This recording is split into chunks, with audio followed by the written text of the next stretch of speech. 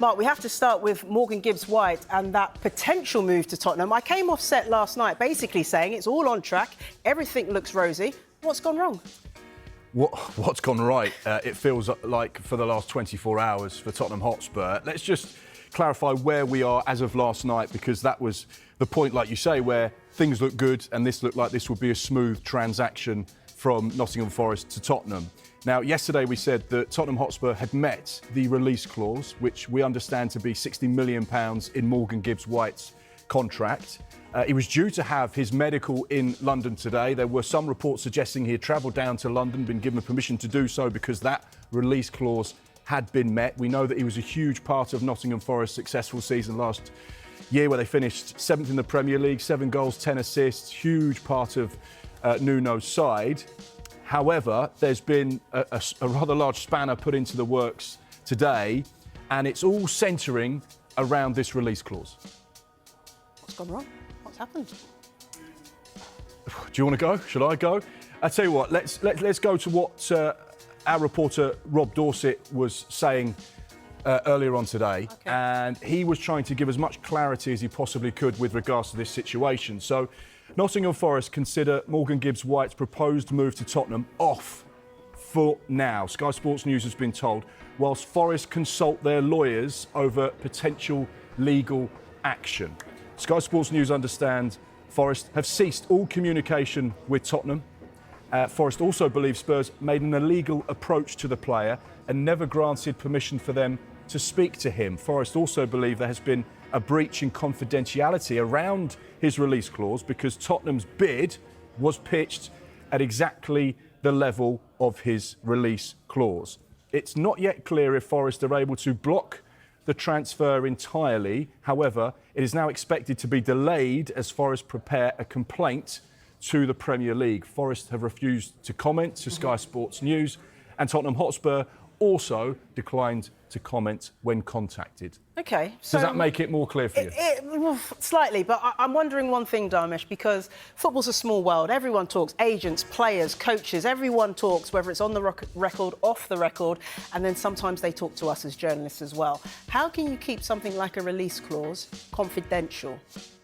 Depends. Actually, it's a good question because there's no one-size-fits-all when it comes to release clauses. I spoke to an agent earlier on today, and he tells me it all depends on how the release clause is worded in the contract. So it's basically individual case-by-case basis. Now, if a release clause is confidential, let's just take that case first of all, then a club, if they wanted to buy a player, would have to approach another club to find out, A, if there is a release clause, and B, the value of that release clause. It can be the case that details of a release clause can be made available to an interested club via a representative if that was what was agreed when that contract was signed with the release clause incorporated within it. But if it is confidential, then there is still a club-to-club contact that would have to be made. Loosely speaking, look, it should work as easy as if there's a release clause and a club meets that release clause, then the player can go and talk to the club if he so wishes to go and talk to that club. Which I thought was what happened. But given the information that we've got today, this might imply that there might have been a confidential element to this release clause. Hence why Tottenham Hotspur would have had to have approached Nottingham Forest formally to look, we're interested in Morgan Gibbs-White. For example, I'm using this as the example. We'd be prepared to pay this much money. And it just so happens that the information that Rob Dorset was giving us today was effectively Tottenham Hotspur pitching their bid at exactly that release clause level, which is why Nottingham Forest have thought this doesn't sound entirely right, because we feel that this is confidential information that can only be gleaned from a club if there is club-to-club contact. Right. Some release clauses are under an NDA. So that release clause exists, but no one is allowed to know it. NDA meaning? Non-disclosure agreement. Yes. And there are some release clauses like Michael Elise at Crystal Palace, £50 million, Dean Howson at Bournemouth, £50 million, Mateus Cunha that went to Manchester United, £62.5 million.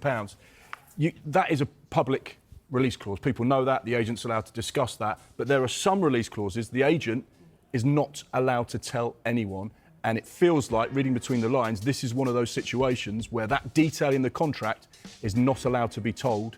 That's written, but not said. Okay. And I think that's where Nottingham Forest's issue is. And that's where they're disappointed with this approach. But I wonder whether we're just delaying the inevitable here because, OK, I can understand Nottingham Forest are a little bit upset. Perhaps a confidentiality breach has taken place. But this move is going to happen anyway, Dharmesh? It feels like it will happen, but there is going to be a delay now, clearly, because after yesterday's news, we were expecting this to accelerate pretty quickly. As you said, you came off air and was like, right, this deal's happening. But now we've got this situation where Nottingham Forest are not happy and they want some sort of... They want it looked into how Tottenham Hotspur have approached this. It's very difficult in transfers in particular to keep... You mentioned it before, everybody talks to everybody else. So it's how certain bits of information has been transmitted to certain parties and whether it was done in good faith or whether it was done where it shouldn't have been done. We've seen cases where teams perhaps have known what the trigger clause, the release clause is, when there necessarily hasn't been club-to-club contact, Mark, and so they've bid just a little bit higher to prove that they didn't know what the release clause was. The famous one was Arsenal and Luis Suarez at Liverpool. Yeah. We understand it was anything over 40 million would have triggered the opportunity for the player to speak to the club, and Arsene Wenger very famously bid 40 million and £1, which was the release clause. So they were entitled to speak to the player. It never ended up happening. But yeah, and sometimes you have release clauses. For example, Neymar Jr., when he went from Barcelona to PSG, that had to be paid in full. So it was a cheque for 220 million euros on the table from PSG to La Liga. We are paying your release clause. Other release clauses, as Dharmesh alluded to, they can be unique to that particular deal. It could be 3 payments over 18 months of 3 equal payments.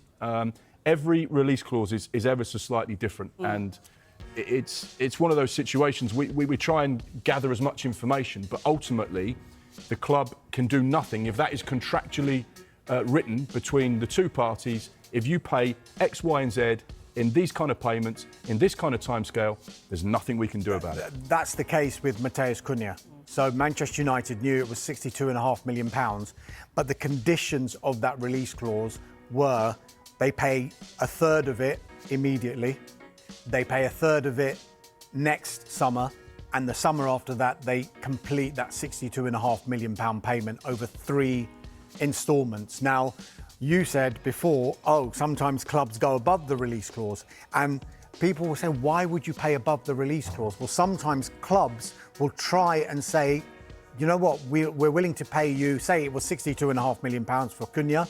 I was told at the time that Manchester United were not only exploring the deal as the conditions set out that Wolves had, but they were also exploring potentially paying above £62.5 million in exchange for more favourable payment terms. Because in this world of PSR, which I think we're going to talk about a little bit more later in the show, you have that situation where the £62.5 million won't come out of Manchester United's account straight away. It will be the first instalment. So if they can spread a slightly higher payment over, say, 4 instalments, then that 20 odd million pounds that they're paying at the moment, that would be reduced per year, and that would help them per financial year in their PSR calculation.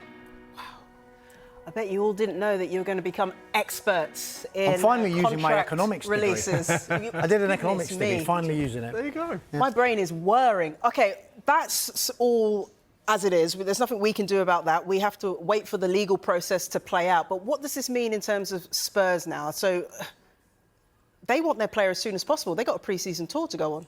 They might just have to be patient. Like Dharmesh said, you get the feeling this will happen. However, they may just have to wait a little bit longer to just clear up things legally and make sure they're in a comfortable position, because the last thing they want to do is be dragged through the courts throughout the course of the next few weeks and months and so on and so forth. They don't want to make it uncomfortable for the player. They just want to get the players in the building, focus on this brand new era at Tottenham Hotspur with Thomas Frank, who's an exceptional coach. I'm really excited to watch his new look Tottenham team, which obviously he wanted Morgan Gibbs-White to be a part of. So it'd be fascinating to see how it develops. But ultimately, it's out of everyone's hands, apart from the key 2 or 3 people at the table. And there'll be a lot of lawyers involved as well at this moment. A lot of lawyers charging a lot of money.